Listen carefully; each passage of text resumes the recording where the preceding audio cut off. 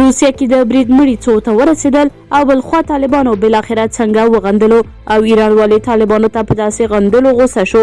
ویډیو وګورئ او سول افغان چینل در سره سبسکرایب کړئ.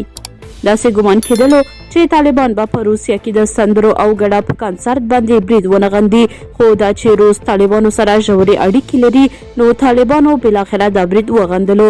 د طالبانو د بهرنیو چارو وزارت په مسکو کې شوی برید غندلې، هغه یې ترهګریزه کړنه بللې او دا چې داعش یې پړه منلې.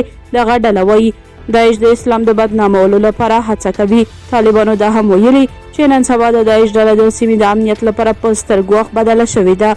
د طالبانو د بهرنیو چارو وزارت دغه برید د بشري معیارونو څخه ښکاره سرغړونه بللې ده.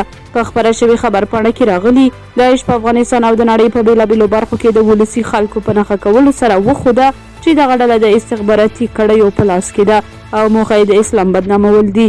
طالبانو د رنګه ویلي داعش د ټولې سیمې لپاره ګواښ دی او له هیوادونو یې وغوښتل چې پر وړاندې همغږي روښانه او پرېکنده دریځ خپل کړي. په افغانستان کې د ایران پخوانی سفیر محمد رضا بهرامي د مسکو برید غندلو په تړاو د طالبانو په اعلامیه انتقاد کړی دی او د دوی له لوري د تروریستي بللو یې غبرګون راپارولی دی. ښاغلي بهرامي په خپل ایکس پاڼه لیکلي د طالبانو بهرنیو چارو وزارت د مسکو برید تروریستي اقدام بولي، په داسې حال کې چې تیر کال یې په کرمان کې ورته برید ته له تروریستي ویلو ډډه کړې وه او ټینګار یې کاوه چې دغه لغت د غرب تولید دی او پر اسلامي هیوادونو د فشار وسیلې په توګه استفاده کیږي. د روسیې دولتي رسنۍ وایي تر دې دمه د مسکو څنډه کې پر کنسرت د پرونی برید د وژل شو شمیر 143 او د ټپیانو 140 تنو ته رسیدلی. داعش د دغه برید مسؤلیت منلی او د ښکېلو 4 کسانو انځورونه یې هم خپاره کړي دي.